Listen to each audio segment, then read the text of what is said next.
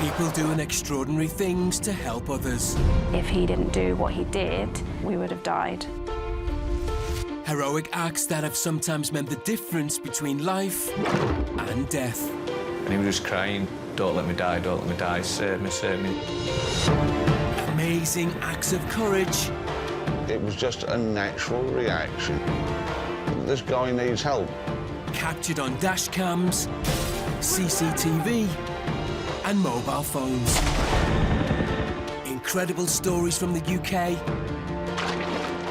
He put his life at risk just to save me. And across the world. Mayday, mayday, mayday. All the people that assisted with my rescues that day are my heroes. We genuinely owe our lives to him.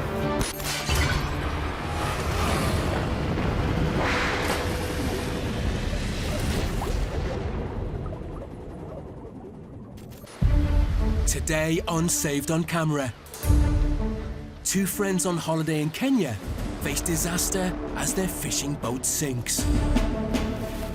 I knew that the clock was ticking, and as soon as it got dark, we were done. It was terrifying. In Alabama, USA, a skydiving student in a panic spins out of control, endangering his and the instructor's lives. He kind of just pushed off the plane without actually stepping off the plane. It immediately sent us all under our backs. I come out of the plane and we start flipping around, the horizon's spinning. Your orientation gets pretty messed up when you start doing that. Thought I was going to die.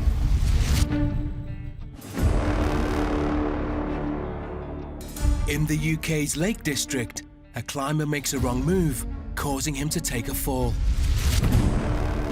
Smacked into the cliff 20 feet below.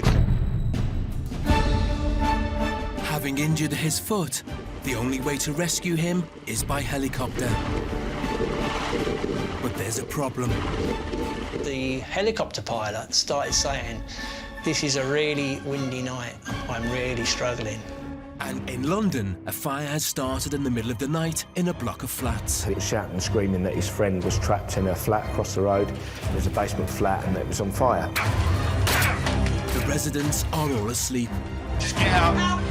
They need to get them out, and quickly. Spin it up the smoke. Mayday, mayday, mayday. 10 miles off the coast of Mombasa. Sinking. A dream trip for two men turns into their worst nightmare. Mayday, we're going down, we're going down, we're going down. We're essentially dead in the water. Miles from shore in the Indian Ocean, with no means of communication and darkness falling, they must try to hang on until help arrives. I've never felt so helpless in my life. What happens if nobody comes? We're gonna die.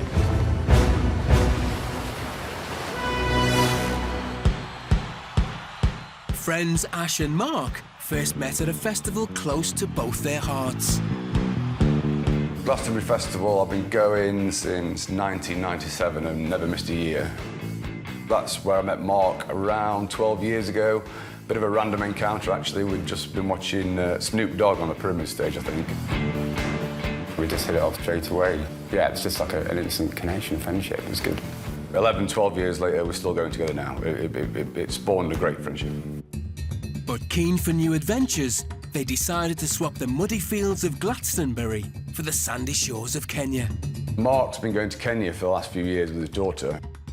So he suggested, instead of Glastonbury, let's go to Kenya. I'm like, awesome. Well, I'll take them on safari, show you around the country. It'd be an amazing experience. And for Mark, there's another pull to Kenya. I've been big game fishing, particularly in Kenya, since I was 9, 10 years old, on the boat nearly every morning. Seasoned fisherman Mark was excited that Ash was going to join him this time. We decided to book just one half-day trip, just as a taster for him. Virtually no interest at all in fishing. It's not really my bag. However, the prospect of a day out on the ocean and on a cool boat and all that, I thought, well, yeah, that sounds pretty cool, and give it a go. And the day started off promisingly. So when I first saw the fishing boat, I was expecting some little tin pot wooden fishing boat, but no, it was a big twin-engined yacht-type sports boat. So we set off quite early in the morning, myself, Ash and a crew of 5. And within half an hour, we catch these tuna. And I was buzzing that Ash had caught something. So I thought, yeah, this is good, this. But then it just all got a bit quiet. Which is the normal in big game fishing, where you can spend hours and hours with no activity. So the skipper decided to steam a little bit further down the coast to find another spot where he thought there might be some more fish activity. We're going further and further out to sea. We ended up probably about 9-10 miles offshore. Ash was having a little kip. I was chatting to the crew. So I kind of woke up from my doze, a little bit groggy. Then all of a sudden, all hell breaks loose. The reel starts whirring, and the crew just jump into life, and it's marlin, marlin, marlin, marlin. It was all systems go, as they'd caught one of the fastest fish in the world. We hooked this black marlin, which is kind of like the holy grail of game fishing.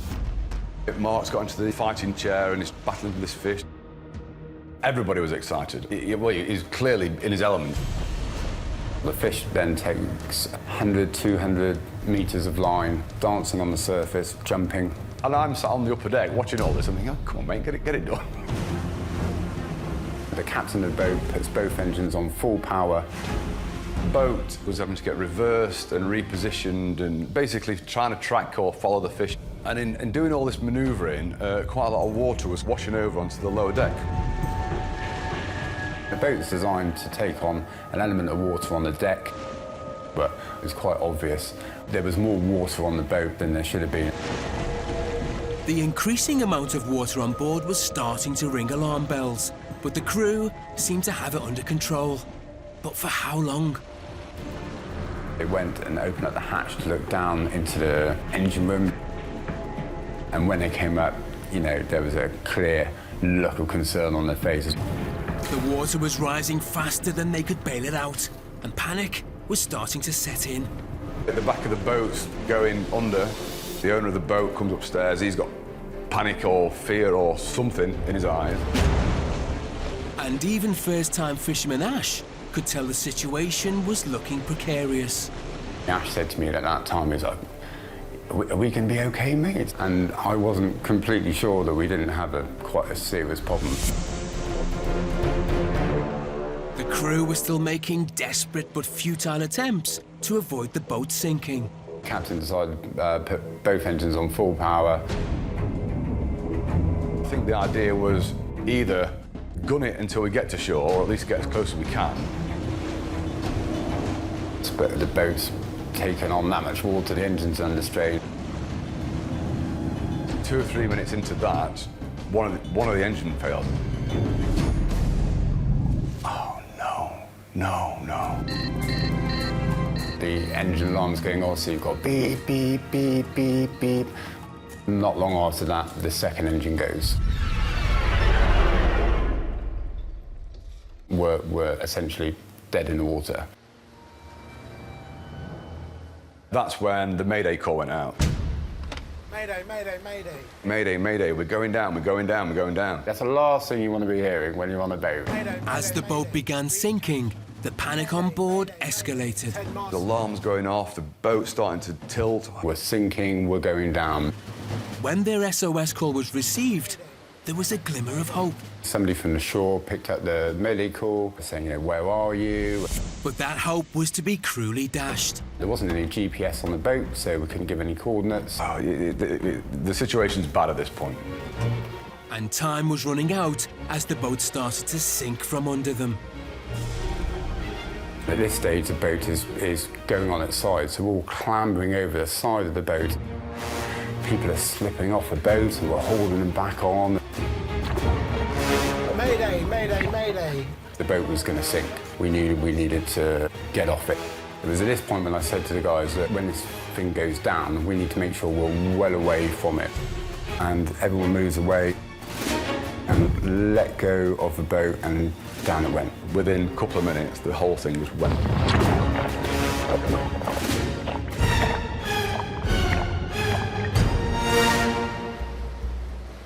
Later, miles from shore and with no help in sight, fear takes hold of the men. I said to Ash, don't mention the S word. Then it's spelled out S-H-A-R-K. It was harrowing times, man. In America, a man learning to skydive goes horribly wrong. I thought I'd lost both instructors, and the rules of skydiving is lose one, continue with the skydive, lose two, pull. His actions done in panic make everything worse. When he pulled out the pilot chute to deploy the parachute, it went around Jason's neck.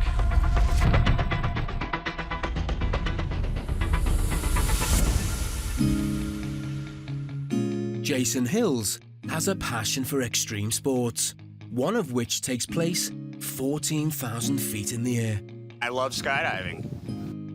It's freedom. I don't think about anything else but just what I'm doing at that moment. Everything leaves my mind. It's kind of like my therapy. Jason chose a center in Alabama to make his 4th ever skydive. Instructors Sam and Stephen were there to prepare him.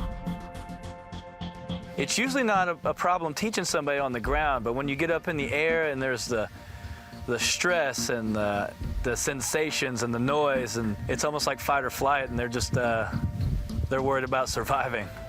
As they reached 14,000 feet, Jason's fears had heightened. As soon as it got to altitude, it became real when that door opened. The jump is supposed to be, you exit the plane with 2 instructors holding on to you.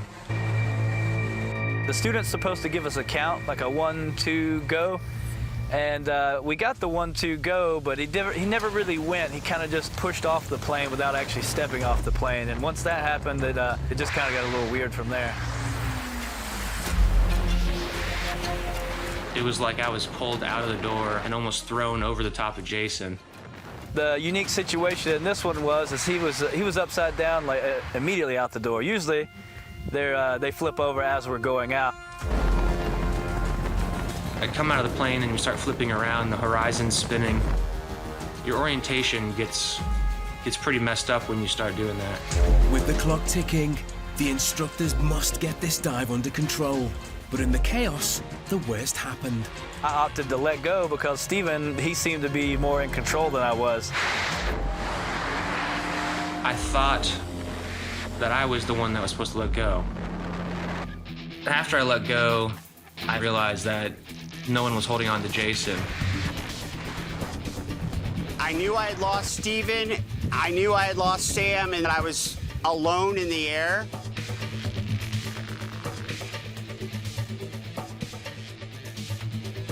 He was starting to rotate, and generally when a student starts to rotate, it only gets faster and a little more violent.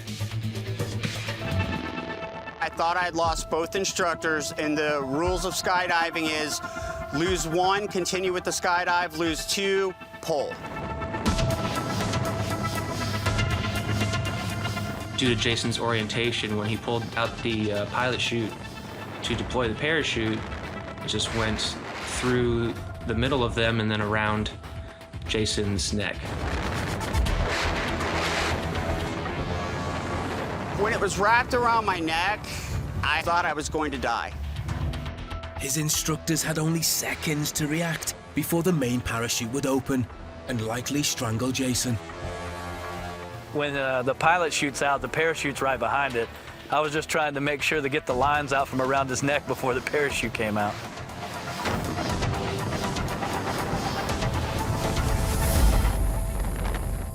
In the nick of time, Sam had managed to remove the lines from Jason's neck. There was definitely a huge relief that he had a parachute and was going to be able to fly it now. But as Jason had pulled the whole parachute too early, he was about to lose contact with his instructors. After his parachute deployed, we separated from each other and came on down to a lower altitude before opening our parachutes. First thing we were trying to do is make radio contact so he didn't fly too far away from the airport. Usually, you're not under canopy very long before you have radio communication with your instructor. The problem was I had opened so high, I floated around for 6,000 feet before I had radio communication with him.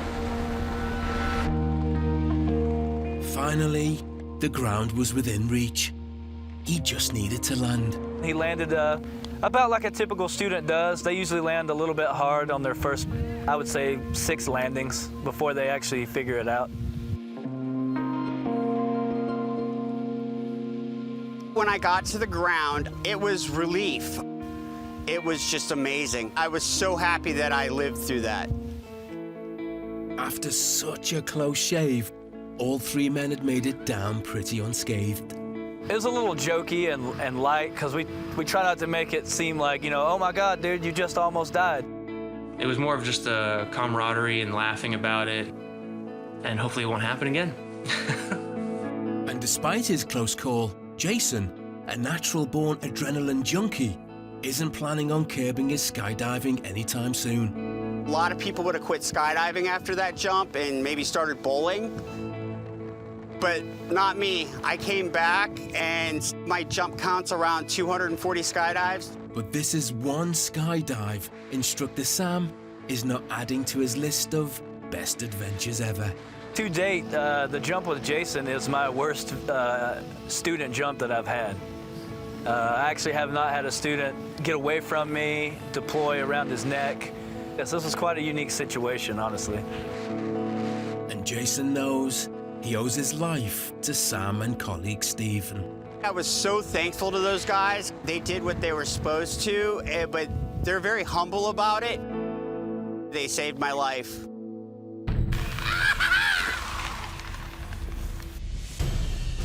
Earlier, we saw 2 friends stranded in the Indian Ocean. Mayday, mayday. After the boat they'd chartered for their fishing boat sank.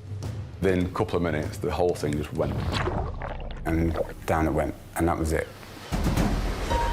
With their Mayday calls having gone unanswered, they feared the worst.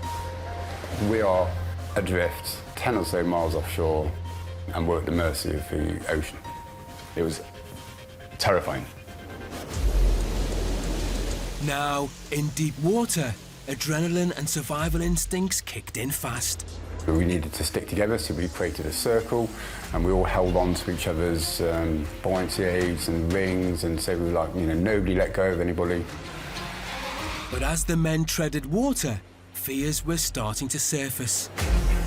For me, our biggest risk was drowning. What happens if nobody comes? We're going to drown? We know we're going to die. Never felt so helpless in my life. I knew that the clock was ticking, and as soon as it got dark, we were done. What they didn't know was that their Mayday call had been picked up by a Singaporean oil tanker waiting to port in Mombasa. Chief Officer Lucas Hopp and Captain Robert Mikalski heard the call. We were on the bridge together, and then suddenly we hear on the VHF Mayday calling. Mayday, mayday, mayday. Dreamcatcher. Mayday, name of the vessel, Dreamcatcher, and we are going down. It's human's life. That's the most important for us to rescue them. And then we start looking around to try to find them.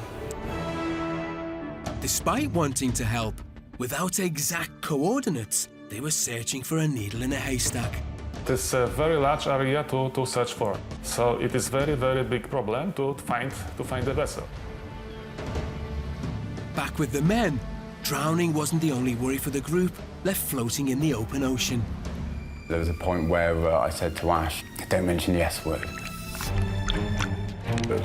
And I thought he meant shipwreck. And then he spelled out S-H-A-R-K, shark. And I'm like, what on earth have you said that for? Because I'd never even crossed my mind at all about sharks in the water until he said that. And of course, once he said that, that's all I could think about.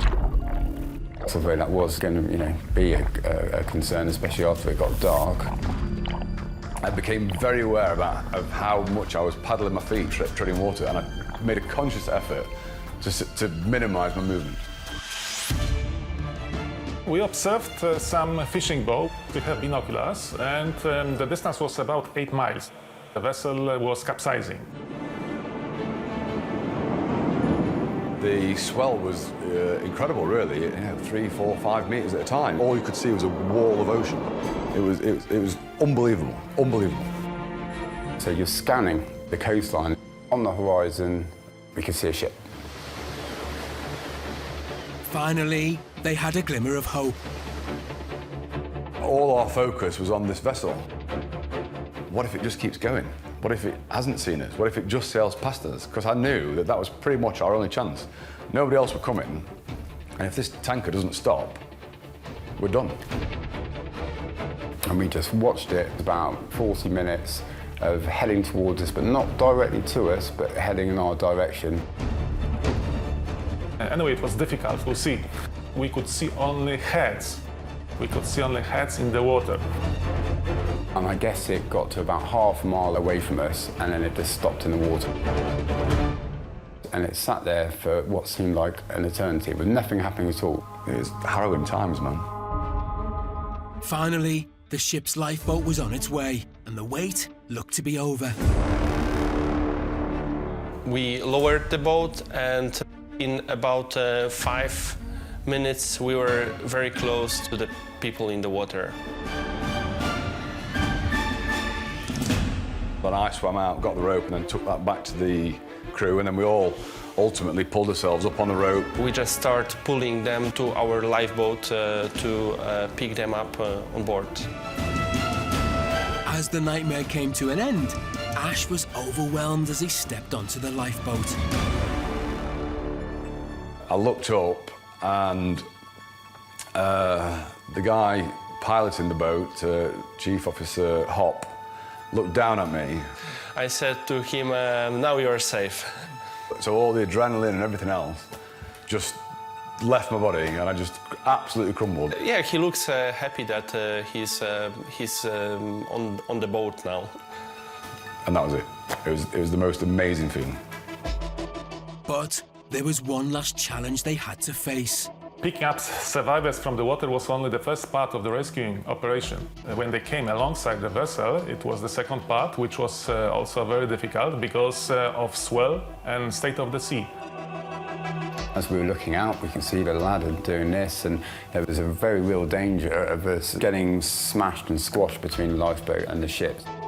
One more difficult thing was that all those survivors had seasick, so they were weak at the moment of climbing to the ladder.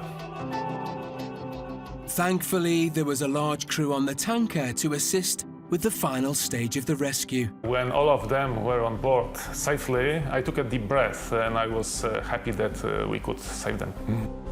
And they just really looked after us, you know. Chief Officer Hop reappeared. He came to see us, made sure we were okay.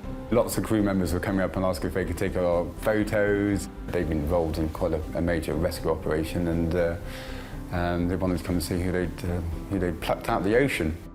Now safe, the adrenaline left the men, and the reality of the ordeal hit them both. Me and Ash, we literally just looked at each other and were like, wow, like, I cannot believe what we've just been through, and we're so, so lucky.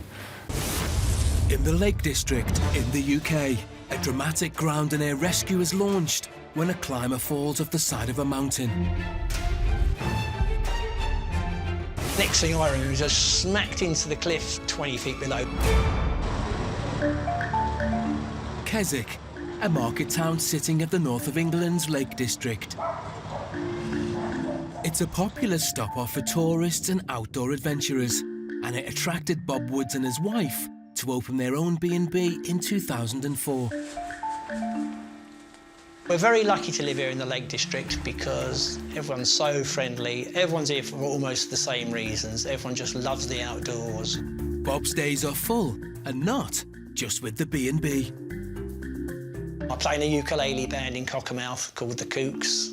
I do a lot of mountain biking, lots of climbing, weather permitting.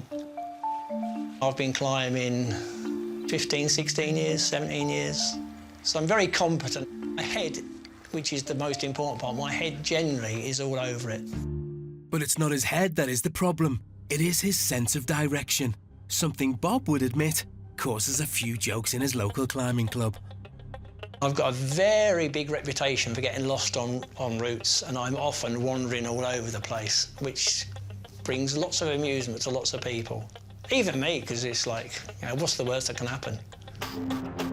Bob was going to find that out, and on a special day too. It was a Keswick Mountain Club meet, and it just happened on my birthday, July the 18th. It was Miners Crag.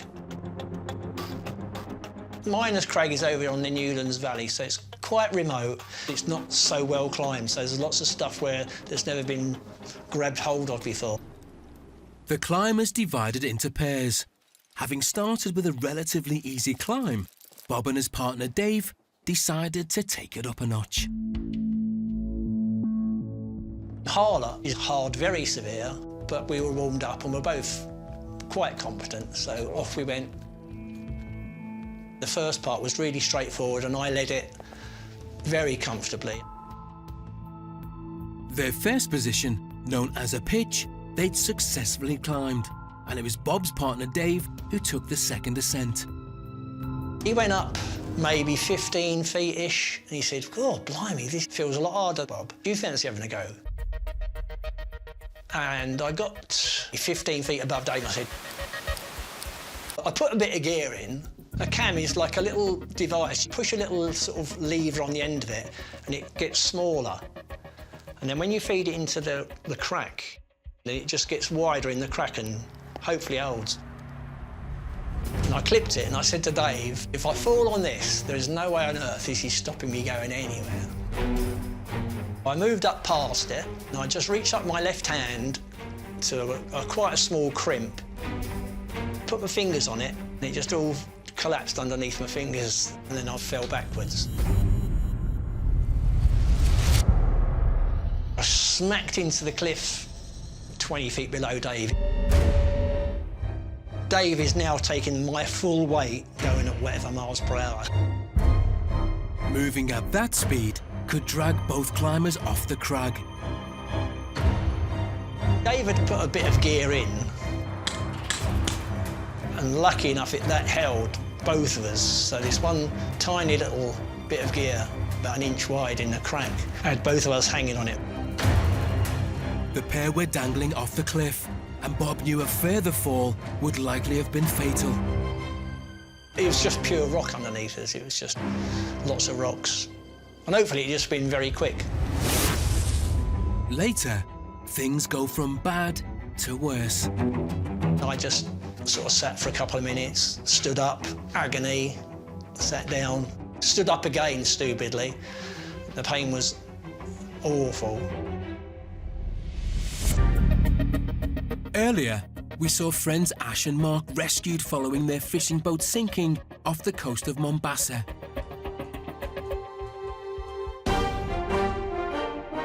Six months later, and back on dry land, Mark and Ash are meeting up for the first time with the men who saved them.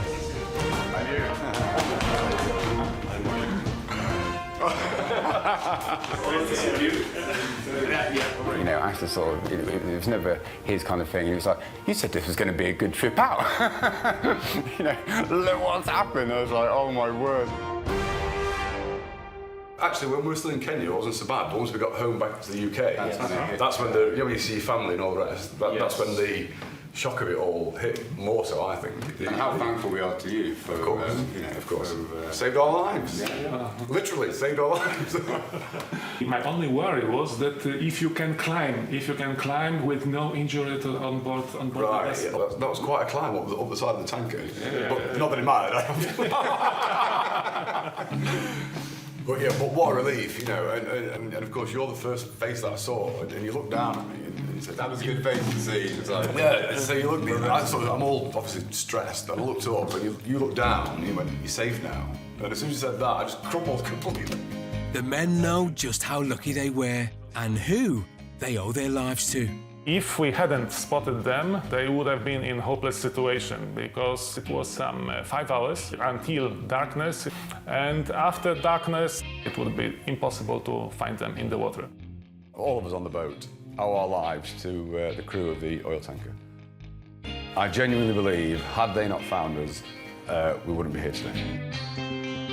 As for next year's adventures, the friends have some important decisions to make.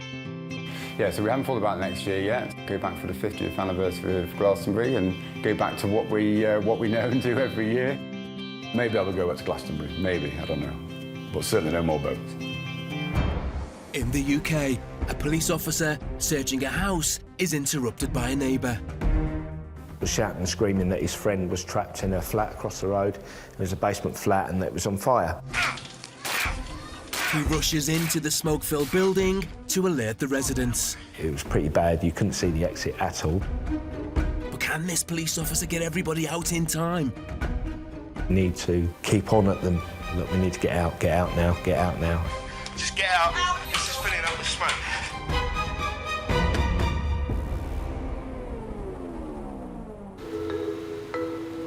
PC Neil Dobson is a police dog handler and has been with the force for 22 years. It's all I wanted to do since I joined the police. I'd had dogs all my life. I wanted to work dogs and I think it's the best job in the world. I like helping people, obviously, and I like going out there and making a difference. My bread and butter work is normally searching for people that run away from the police, searching for drugs in vehicles, drugs in houses, firearms and hidden cash.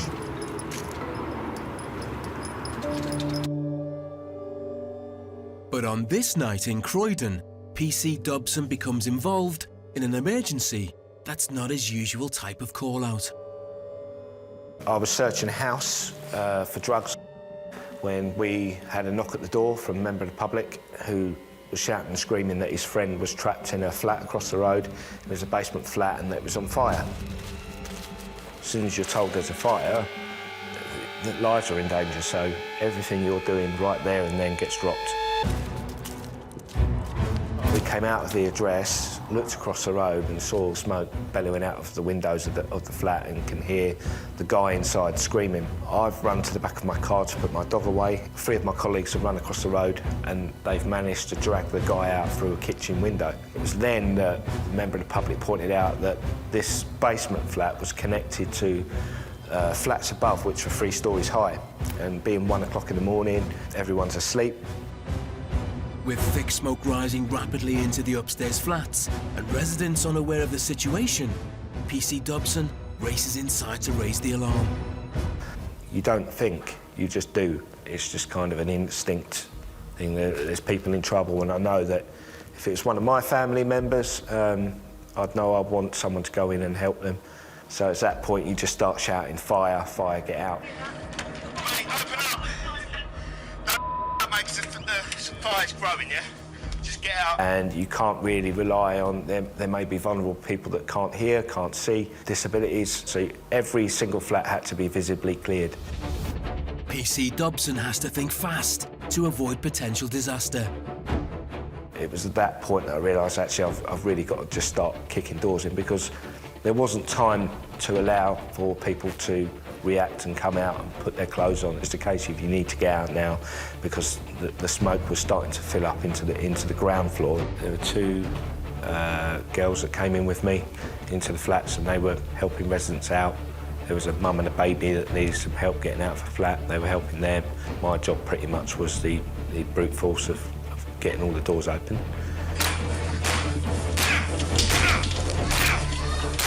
I got all the way up to the 3rd floor. It was ticking in my mind that I didn't have long inside. I was concerned about the smoke coming up, because it was already on the ground floor when I went in. You're wondering, what's it going to be like when I come back down? The smoke had now hit the 1st floor. It's disorientating when you can't see, and it's a little bit confusing, and obviously you can't breathe, so you have to hold your breath. Go, I can't see. You could see probably about to sort of here. It was pretty bad. You couldn't see the exit at all. But with the smoke rising and time running out, PC Dobson gave it one last go. Tried kicking and kicking it, then we realised it was bolted from the inside. PC Dobson manages to get into the last flat and thankfully discover that nobody is home. I forced in probably about 8 to 9 doors. Yeah, and it was the final one that bust my foot. It was the fact that I was aided by a big adrenaline rush, so You don't even notice it at the time. It wasn't till probably about 2 hours after the incident that I went to get out of the car and stood on my foot, and then I was like, ouch. PC Dobson guided the disorientated residents through the thick smoke towards the exit. People were standing out now on the street in dressing gowns, and you hear the fire engines coming and you realise how serious it is. Usually, it's the fire brigade who are first on the scene of a fire, so it comes as quite a surprise to Station Officer Catherine Skinner to find police officers. Normally, we will be there quicker and on scene dealing with the situation long before the police or the ambulance arrive. Although they said they had got everybody out, we needed to do a secondary sweep just to make sure, especially seeing as it would have been quite difficult to them in the smoke, and we needed people in breathing apparatus just to ensure that that was the case. Smoke was quite thick and black, and that certainly raises my blood pressure a little bit, because what I'm sending my firefighters into could be a dangerous situation. A basement's a particularly dangerous place for a fire. Quite often there's very limited ventilation, difficult to gain access. You have to go through a heat barrier descending into a basement.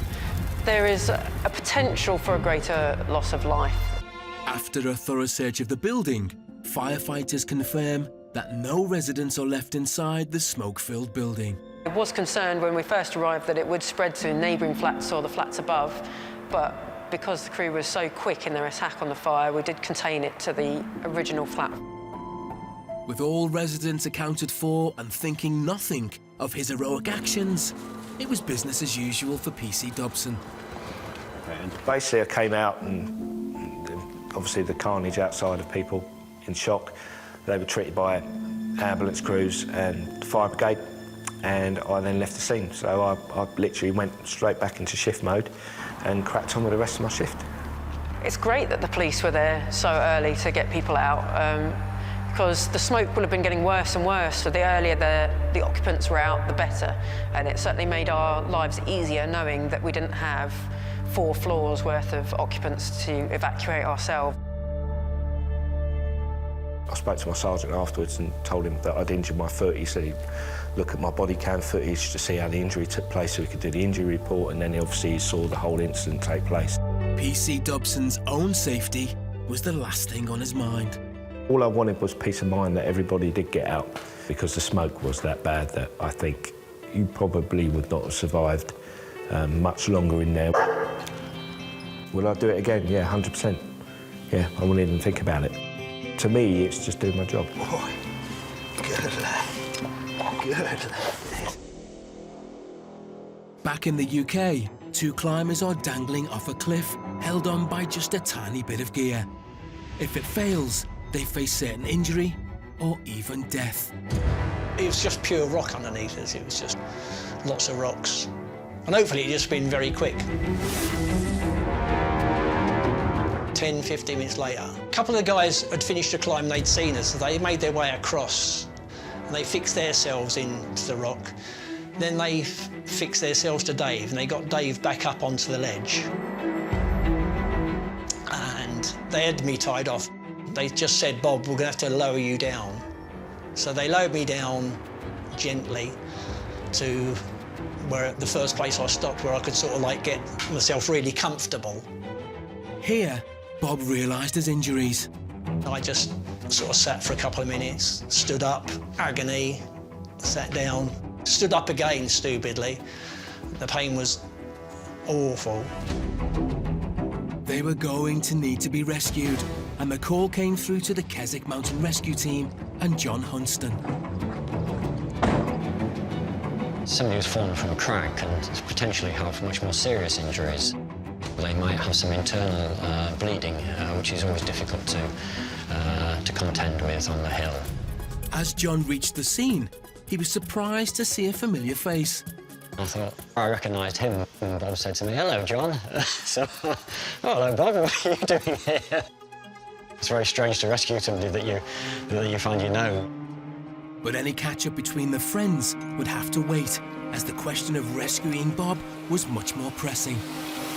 The first thing they did, they assessed where I'd fallen from, what I fell on, and what parts were hurting.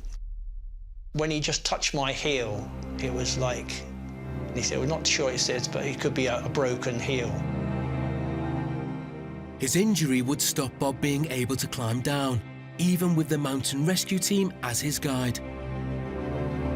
The particular area that he was in was extremely broken and bouldery and unpleasant. So getting air support in that sort of situation helps enormously. We're about 3.5 hours in now. And then there's like the great big, and this great big red and white helicopters appeared, sort of like 400 or 500 feet above. Right away, there was a problem. The helicopter pilot started saying, this is a really windy night up here. I'm gonna have to try and line up into the wind. And he tried it about 4 or 5 times, and he said, this is, you know, I'm really struggling. Eventually, maybe 30 minutes later, he felt confident enough to lower his winchman down. But the elements were getting worse for the pilot. He said, it's so windy now. He said, we can't start winching you in because the wind is, you're going to start spinning. We're just going to, like, go up a little and just fly off at speed to keep the stretcher in a straight position. And I have an enduring vision of him sort of disappearing into the sunset underneath his helicopter. When Bob made it inside the helicopter, the crew did their best to end his ordeal on a happy note. The blokes winched me into the helicopter, and they started doing all the paperwork there and said, oh, July the 18th. And then they started singing happy birthday to me, which was really nice, because nobody else had that day. They were the first. At the hospital, X-rays confirmed that Bob did, in fact, break his heel. But he knows it could have been much worse. If I'd have hit my head on my neck, that would have been all over there, maybe, so I did get away with it. Bob knows that it's all down to the skills and dedication of Keswick Mountain Rescue, and he still pops in to visit them and update them on his fundraising activities. Hiya, John. All right, How you doing? Good to see you again. I was just walking past, I thought I'd pop in and say hello. Yeah, that's nice. That's nice. How's tricks? Is it 2 years ago now? 2 years July. Is it? Is it? Yeah. But still hurting.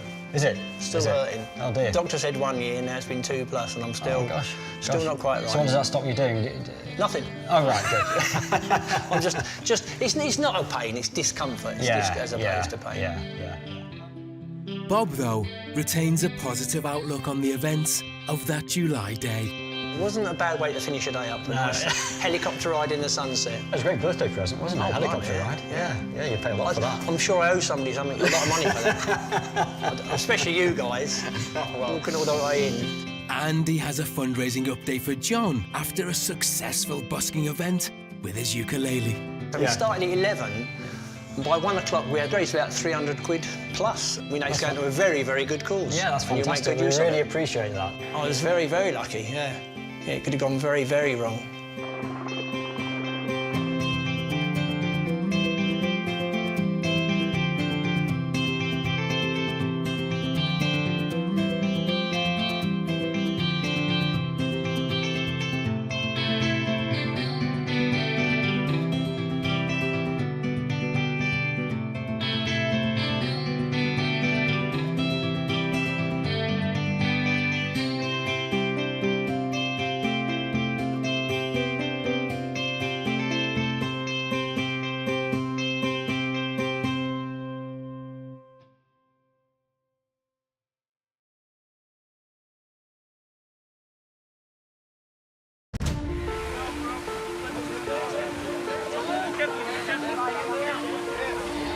People doing extraordinary things to help others.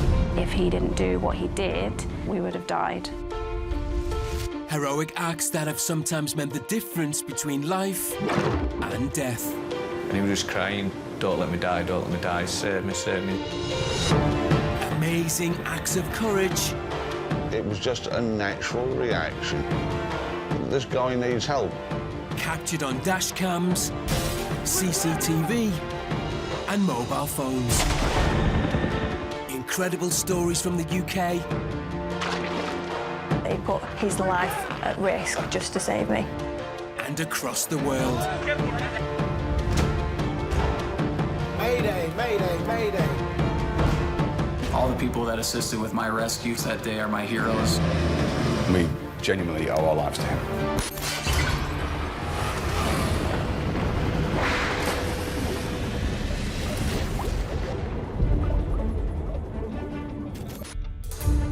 Today on Saved on Camera. Terror in midair as a commuter piloting his own plane loses power. When the engine lost power, I was also right in front of a large water body. 8,000 feet above the Canadian wilderness, the situation takes a nosedive. You see the treetops getting closer and closer. At that point, that's when I heard a loud explosion. Search and rescue have been mobilized, but it won't be that simple. The terrain at the rescue scene was rough terrain. And worse still, locating the crash site will not be easy. I realized very quickly that I did not have my GPS on me.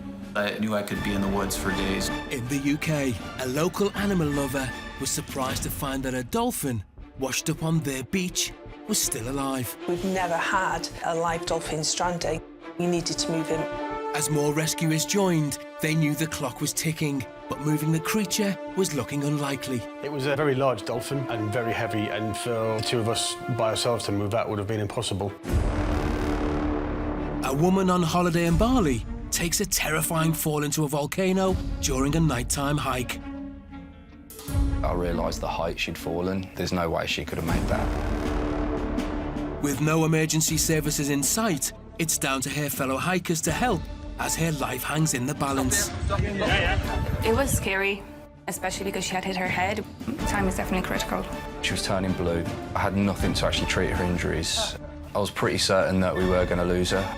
In the UK, a young boy's pet dog has disappeared without a trace. I was upset. He's more like a brother to me. My dad rang me in floods of tears. We can't find the dog. My heart absolutely sank because he means so much to Josh. 2 days after he disappears, the young boy's sister received devastating news. Well, someone reached out to us and said they'd seen a small black collie get knocked by a car. And this will mean a race against time for a local search and rescue volunteer. Quite often they try to find somewhere to go and hide, and unfortunately never come out, and that would be the end. He was in desperate need to be found.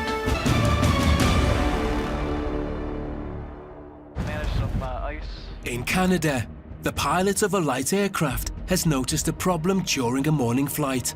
I noticed my engine settings, they were slightly off. These settings are never slightly off. His engine was failing, leaving him in a mid-air emergency. That's when I heard a loud explosion, saw a tree actually penetrate right through the bottom of the airplane. Commuting to and from work can be dull, but for American Matthew Lettinen, it's something he relishes.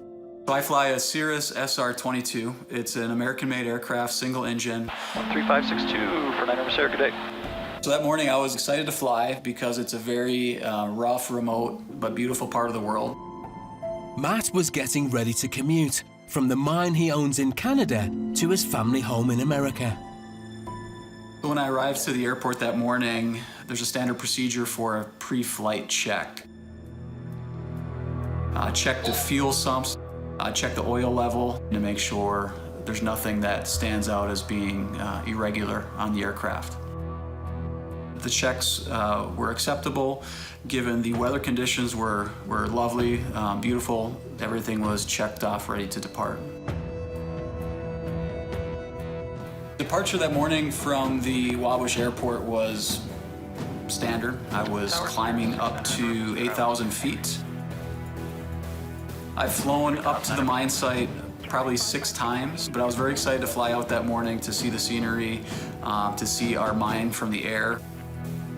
I had about 20 minutes of time after takeoff to climb up to cruise altitude and to communicate with air traffic control. 3,000, sir. And then I was in cruise flight, very smooth flight. After about 20 minutes, I noticed my engine settings. They were slightly off. And these settings were settings that are never slightly off. I knew something was very wrong. The aircraft was unresponsive, and Matt knew he was in danger. Okay, welcome aboard, guys. My heart immediately started pounding through my chest. I could feel a flood of adrenaline. The first thing I did was radio the air traffic control, let them know I had something wrong with my engine. I'm trying to fly the airplane with my left hand. I'm trying to put the GPS in my pockets in my right hand, and also talking to air traffic control at the same time. But we are ready to pick the ATIS to Toronto. I started checking which airport would be the closest one to fly to. I was in the middle of nowhere, and the nearest airport was still 25 minutes away from my current position at that time. But Matt wouldn't make it there. All of a sudden, I could immediately feel that the power was gone. The airplane was starting to slow down. At that point, I knew the engine was done. His aircraft was in real trouble. When the engine lost power, that was another huge shot of adrenaline.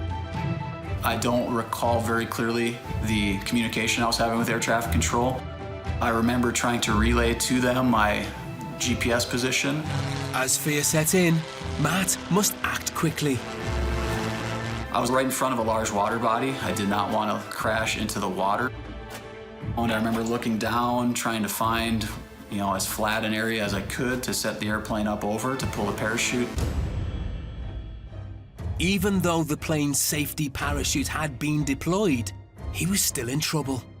You see the treetops getting closer and closer.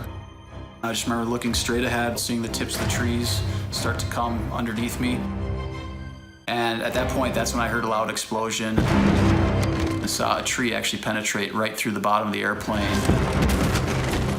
A moment later, I was on the ground. Having survived the crash, Matt was about to begin another fight for survival. The first thought I had once I hit the ground was get out, get away from the airplane in case there's an explosion. I just had to pull the cap's parachute. I'm in the middle of Quebec. I could see that I was cut on my leg, but I felt fine.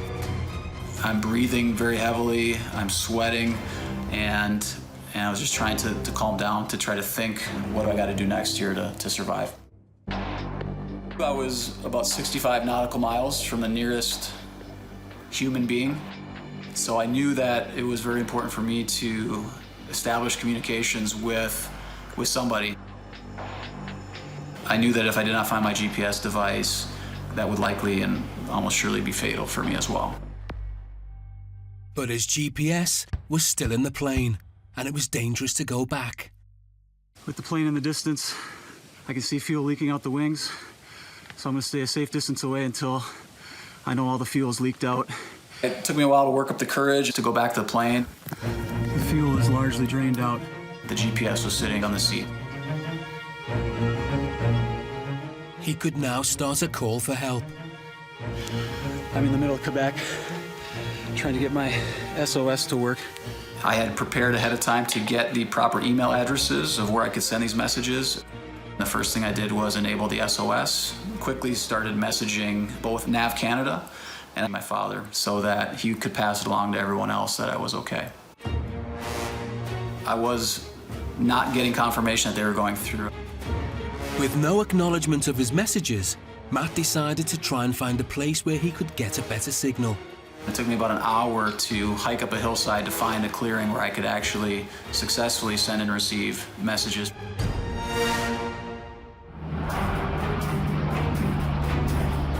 Later, the reality of his situation sinks in. Help was on the way, but it was hours away. In the UK, a dolphin stranded on a local beach was found to be still alive, prompting locals to launch a rescue mission. We were constantly keeping that supply of water over its body, doing what we could, and knowing that time wasn't on our side. In the UK, Shoreham Beach in West Sussex is popular with locals and visitors. It's also home to a variety of marine wildlife, something members of the local community are passionate about, including Joe Snow. For me, the main reason to volunteer was because I'm a diver and I'm an open water swimmer, and I love all things associated with the sea. And her skills as a marine medic were needed when a dolphin was discovered stranded on a local beach. Without knowing its condition, Joe headed to investigate. There were some superficial injuries. He'd moved around on the pebbles and got some grazes on his tail fluke. Injured but still alive, Joe knew every second counted to get this creature back to the sea. But she also knew she would need help and called on fellow animal lover Pete Foggan. I got down to the beach, and as I got here, the head office called just to say that they'd ideally like a vet on site as well to come and check to see if the dolphin was ready for refloating or any injuries. In the meantime, the pair needed to protect the creature. We tried to stop him getting further damage by putting some blankets underneath him. It was also quite important to keep him cool. Beach Patrol Officer Robert Dove had also received a call from the Shoreham lifeguard. Bravo, this is Worthing Base. I got the call midday that there was a beach mammal. OK, won't be long. I prepped for that, got the towing gear out, expecting the worst, and extra towels for hydration, saturation of the mammal. By now, a local vet had arrived and was assessing the dolphin's condition. The vet checked the vitals, all seemed good. The size and the weight of the animal was healthy. There wasn't any damage as to why it beached up. There wasn't any injuries, any netting damage on the body. So it was a green light to try a re-release. They would need to move the dolphin to a calmer area, half a mile away at Shoreham Harbour. But moving this creature was not going to be easy. It was a very large dolphin and very heavy, and for the two of us by ourselves to move that would have been impossible. It was a very windy day, so there were quite a few kite surfers around. Local resident and keen kite surfer David Donald was one of them. It was a sunny day and I was with some mates. We were asked to come and assist the beach dolphin. I've never seen one on the beach before, so it was pretty unusual. Originally, they wanted to carry the dolphin to the harbour, which is a few hundred metres. So I don't think it would have been that easy to move it because it's probably 150, 200 kilos. There's a lot of weight there. We did have a large rug with a lot of muscle around it, but that was still a challenging ask. But David had a moment of inspiration that might just work.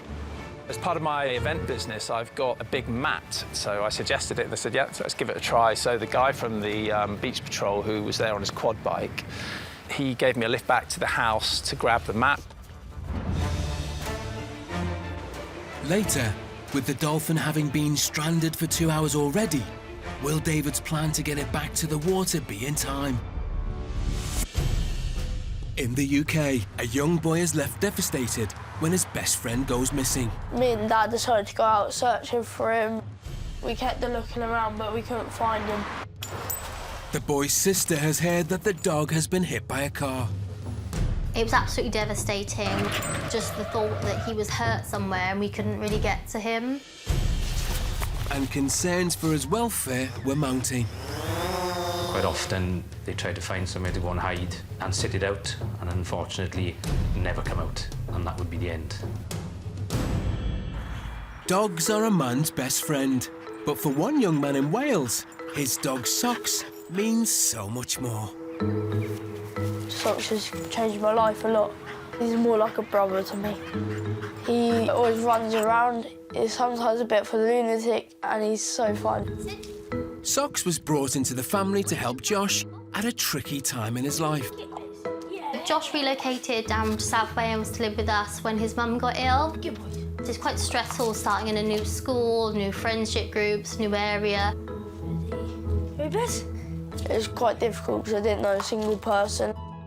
Socks has made life a lot easier because it's just socialising with people and stuff and having things in common, and Socks is one of them. And their instant kinship is something the whole family couldn't fail to notice. I would definitely say Socks is Josh's best friend, and it's vice versa as well. Socks doesn't want to be with anyone else but Josh. Sadly, though, this came to an abrupt end. My dad rang me in floods of tears, "We can't find the dog, I don't know what to do." My heart absolutely sank because he means so much to Josh. I was quite upset, but then I thought maybe he would come back, find his way home. We put a few posts on social media. Someone reached out to us and said they'd seen a small black collie get knocked by a car, which then just meant everyone's heart sunk. This same witness also contacted specialist search and rescue volunteer Jamie Jewell.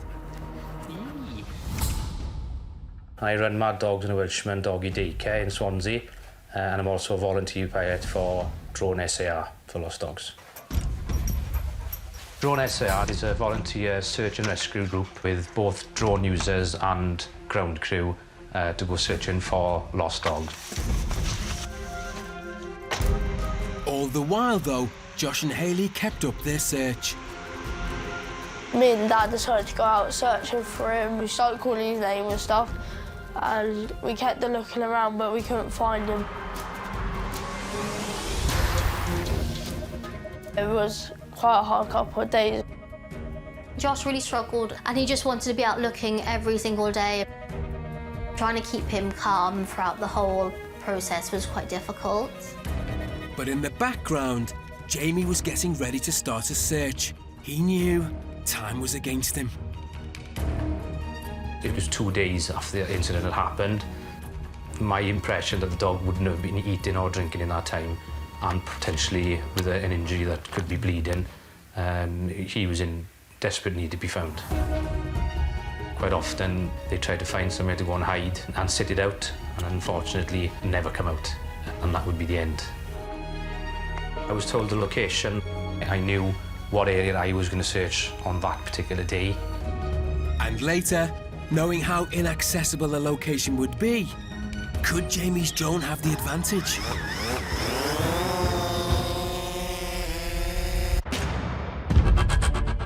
A woman on holiday in Bali takes a terrifying fall into a volcano during a nighttime hike.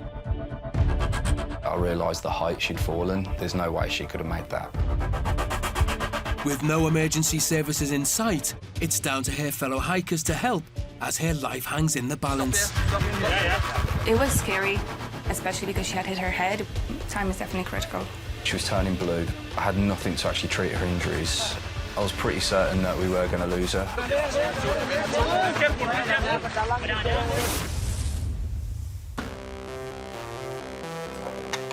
John Conway works as a firefighter, and it's a job he's passionate about. I've been a firefighter for about 8 years. Obviously, it's not day to day that you get to go out and save people's lives. Every day is different, and you do get to do good in the community. And no matter how cheesy that sounds, I think that's why everybody does it, really.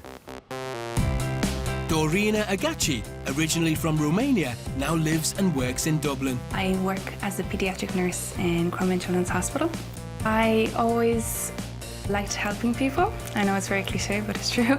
I also really enjoy traveling. As fate would have it, both John and Dorina booked a trip to Bali, all set for an adventure. So I decided to go to Bali on holiday, but I also wanted to do something while I was there. So I volunteered with an organization to do healthcare education with kids.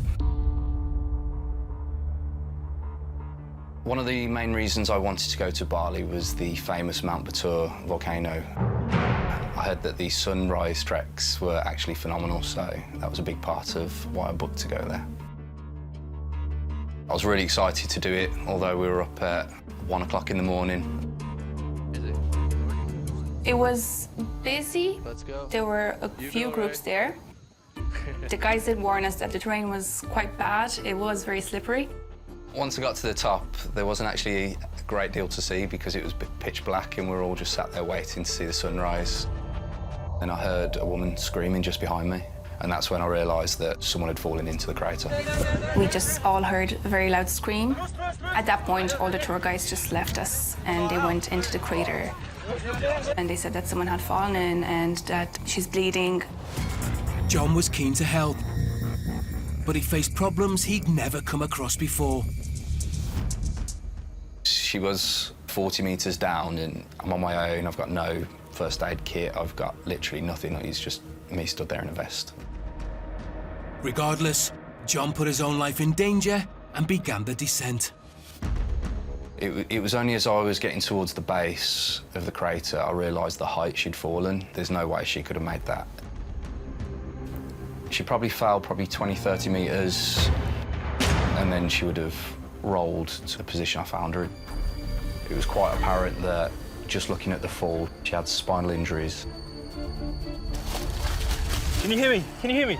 John was shocked to find not only had she survived the fall, but was still conscious, although her injuries were a real cause for concern. The fact she was still talking was insane, really. She had quite severe trauma to her head. I believe she broke her back in 2 or 3 places, broken her ribs. She had some open fractures to her legs as well.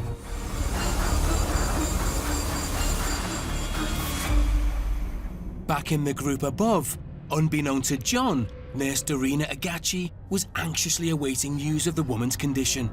To be honest, I assumed the worst because I thought if somebody did fall in, it was probably going to be a really bad outcome for them. I mentioned to them that I'm a nurse and if they could take me there. I kind of went into autopilot. I didn't even think about it. It was just natural to just go and help. After a precarious climb down into the crater, Dorina finally reached the woman and was a welcome sight. She introduced herself. She said she was a nurse. She said she could help, and I've never felt such relief.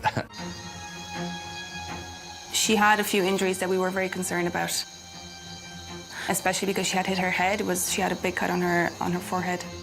It was scary. I felt like I could do more, but I didn't have anything to help her with. Realising they were out of their depth, and with the woman's condition fast deteriorating, they asked the guides to call in the emergency services. Our first instinct was to ask about a medical helicopter, and the guys were looking at us like, what are you talking about? One of the main concerns for me was any of the injuries that I couldn't see, what was going on inside of her body, because everything that I'd done was pretty makeshift. And that's when I was thinking, we need to move her, we need to get her out. Later, get the dog out. They need to get the woman to hospital through the difficult terrain. At points, we were holding her above our head. Yeah, it was quite challenging, really, just carrying a person, let alone ourselves down them slopes.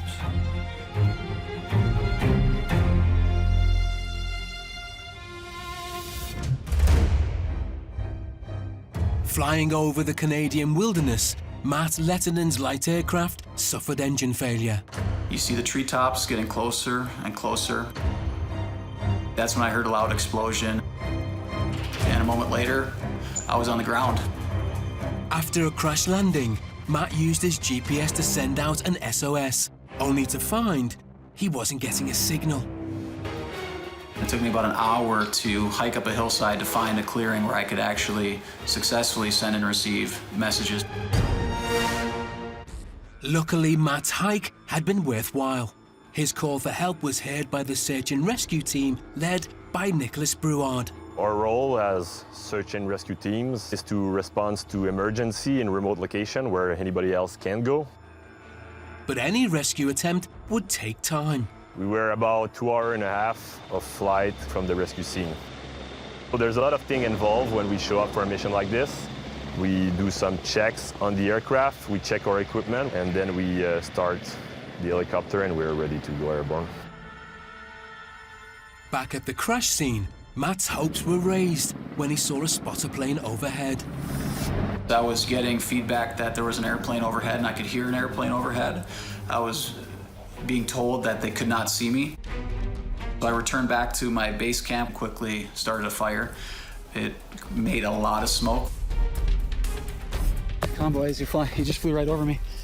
Come on, get me, boys. I received a message about 15 minutes later that they had spotted the smoke. Matt's relief was short-lived. This giant Hercules was first response, and the rescue helicopter was still a distance away. Help was on the way, but it was hours away.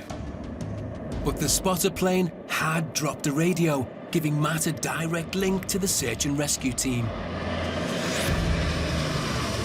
It was out of a scene of a movie where they fly over and all of a sudden you see this little parachute just floating down to earth and with a large buzzing sound. And drop the radio for me.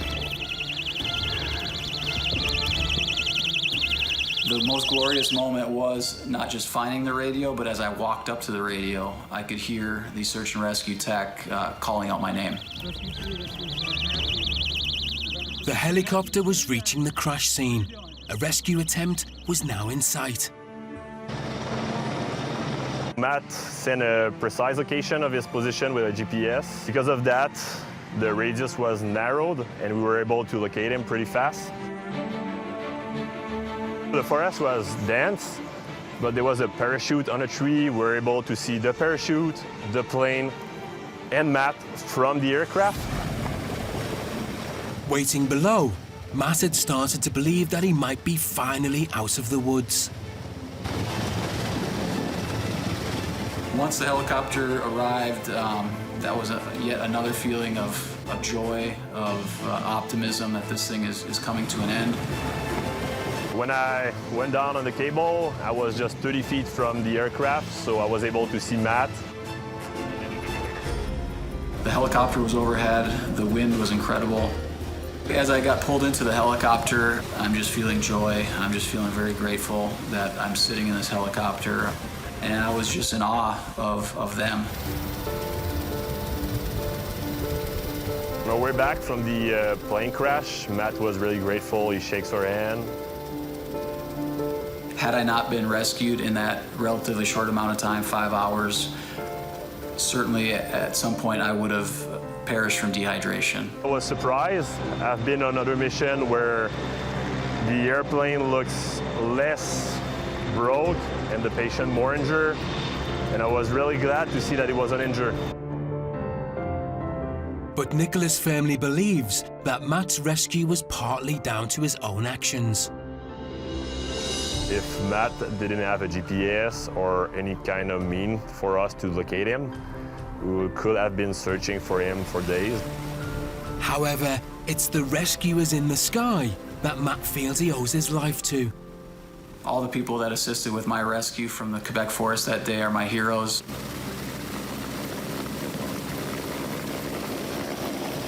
I'm grateful for the service that they provide. I'm grateful for the risks that they take to spend their lives to save one life. I'm always grateful to have the opportunity to have an impact on someone's life and make him able to come back to his family. You'd think that going through such a traumatic event may have clipped Matt's wings. I'm happy to say I went flying yesterday for the first time. It was a little mix of anxiety, a little mix of excitement, but my first flight back in the air went very well. Where I should be dead in the woods right now, and how do I make the best use of my life going forward, if nothing else to honor the gift and the sacrifice and in gratitude for all the rescuers that helped get me out of the woods. In the UK, rescuers are astonished by the condition of a dolphin that's been left stranded on one of their beaches. When I went there when the dolphin was very alive, I was a little bit shocked and surprised. To keep the mammal alive, they must act fast. You've got to make sure that they get into the water. But to get the 400-pound creature to the water is not going to be an easy task. He did have a large rug with a lot of muscle around it, but that was still a challenging ask. By this time, the dolphin had been beached for 2 hours, and locals had offered their help in getting the creature moved. I've got a big mat, which I use for moving hot tubs. It's called a spar sledge. We put that plastic roll mat against the side of the dolphin, and then everyone together, working in sync, lifted and rolled the dolphin onto the mat. We hooked the sledge up to the quad bike that he's got and went across the beach with it. The journey must have taken 10 to 15 minutes, looking at close to a kilometre. The dolphin was actually not stressed while we were moving it. I'm not sure if it had gotten tired from being beached so long, or if it perhaps just realised that we were trying to help. The team continued to do what they could to keep this creature alive. We were keeping the hydration levels up, so we were constantly keeping that supply of water over its body, hoping for the best, doing what we could, and knowing that time wasn't on our side. But when they finally reached the harbour and released the dolphin into the water, the animal did not swim off as hoped. There's a group of people holding the dolphin upright in the water, refloating it, just to allow it to sort of get its orientation back.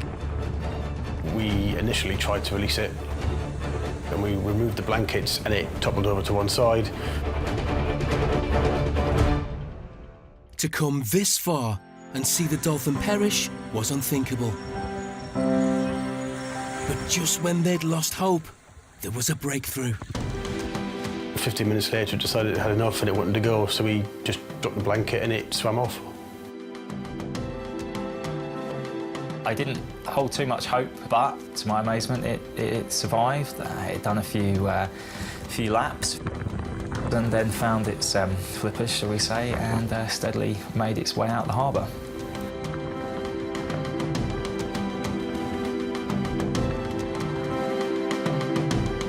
This extraordinary rescue was only possible with the community coming together.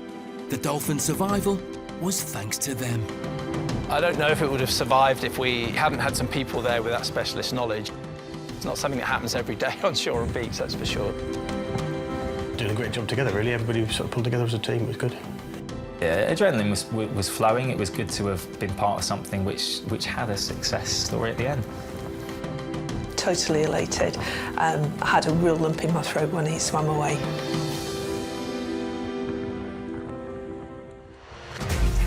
Back in the UK, a young boy's pet dog has been missing for 2 days. Kept waking up having bad nightmares.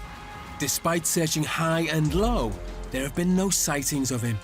We started calling his name and stuff. We kept looking around, but we couldn't find him. But the young boy's sister learned that the dog had been hit by a car. Just the thought that he was hurt somewhere and we couldn't really get to him. Meaning the clock was ticking for the rescue mission. Potentially with an injury that they'd never come out, and that would be the end. Jamie was about to get a breakthrough in the search. After looking through some hedgerows, I noticed something white. Back home, Josh was trying to stay positive. I kept going to school thinking that maybe Dad would call me and say, we found socks at last, and it was quite difficult, and I was just trying to get my head down in school, and it's just impossible. Jamie was going to do the impossible, but it wasn't going to be easy. I flew the drone in closer and realised then that it really did look like the dog that I was after. And so I dropped the drone lower and lower to get a positive identification, and once I realised it was the dog, I could see there was slight movement, so I knew he was alive still. Given that it was only my second or third actual search out for a dog, I got very, very excited, quite emotional to be honest as well. Jamie's elation soon changed to fear. The dog was closer to the road than what I was, so I didn't want to get any closer with the drone until I could form a barrier between me and the road. The most important thing that was panicking me was, if I tried to make my way through, was he going to bolt? Locating socks was one thing, convincing the injured pet to come with him, another. When I first actually got close to him, he showed interest, but there was obvious injury to his front leg. I offered my hand out. He was coming up to my hand for a sniff, and then I popped a lead on him, and he got straight up. He got straight up and was happy to come out as well, so probably as relieved as I was. A successful rescue, but not knowing how bad his injury was, Jamie wasted no time in reuniting socks with his owners. I contacted the person who found me on Facebook to get the details of the owners, and then I made arrangements to drop the dog back. By now, Josh was about to get the news he'd been so hoping for. I was texting Dad, and then Dad said we found socks. Dad didn't tell me straight away that he got hit by a car. It was quite upsetting, but at the same time I was kind of glad that, like, he was back home and I was really lying with my best friend. Hayley rushed Socks to the vet. She wasn't sure how badly hurt he was. He had a series of x-rays and they found out he'd broken the main bones in his arm. They just said that he was really lucky that it wasn't worse, considering that a car had knocked him and he'd been out in the wilderness for a few days on his own. But it's Josh who feels like the lucky one, and he has Jamie to thank for it. I thought it was kind of cool that Jamie found him with a drone. It is a really nice feeling knowing that you've made a big difference in someone's life. For Josh in particular, this dog was his best buddy. Makes it all worthwhile. Without Jamie, we wouldn't have been able to find Socks. I was so glad that we had the family back together again. In Bali, a woman is badly injured at the bottom of a volcano. Can you hear me? Can you hear me? She'd been given treatment by two fellow holidaymakers, off-duty firefighter John from Birmingham and nurse Darina on holiday from Dublin.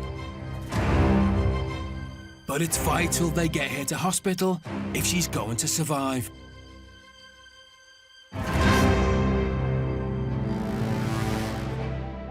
But the first problem for John and Darina was to get her out of the crater, which was looking impossible.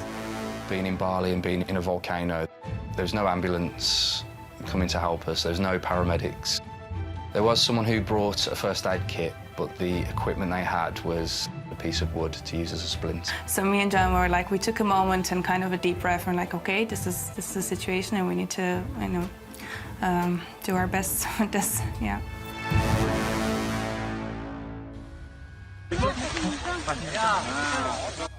That's when a board got magically brought down. It was one of the biggest reliefs of the day, really. So we had a method to actually move her and get her out safely. But with the severity of her injuries, it was crucial they make the long journey back down without causing further trauma. Luckily, with my job, we train to actually move people, keep them in alignment and isolated, so that helped, and I literally had to talk guys through how to move her. If she's going upwards, someone needs to have under here. And get her onto a board as safely as possible. But the difficult terrain meant they needed as many hands as possible to help. There were a lot of people there and we needed all of them to carry her from the crater. That was the most difficult part. I looked around and we found the shallowest point of the crater. We couldn't just carry her out, so we ended up linking arms, and there must have been probably 30 of us. We pretty much dragged each other out while keeping the girl as flat as possible. They were all holding the stretcher kind of on their shoulder. Because the terrain was so bad, they had to be very careful when they were walking.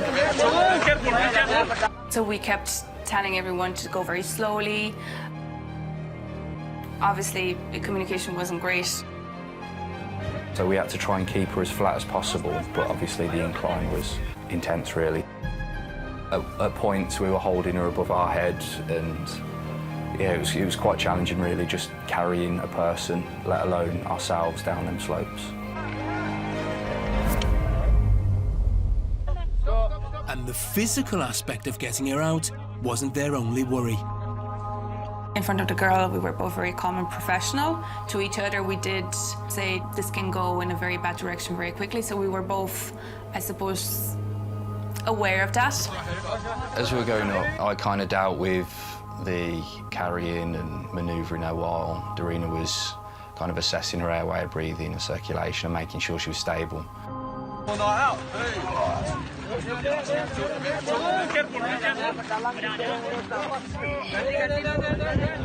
After a difficult hike to the base of the mountain, there was a glimmer of hope as an ambulance was waiting for them. It took about 5 hours to get her up and down from the volcano. And then we were greeted with an ambulance. I thought, okay, we've made it. She's in safe hands. And I wanted to do kind of a handover to the ambulance staff. But their sense of hope was short-lived. We realized that there was only a driver there. There was nothing in the ambulance. And I was expecting at least something, some medication to, you know, help her. There was nothing there. So I just looked at John and said, we have to go with her to the hospital. If we brought her this far, you know, something can happen on the journey.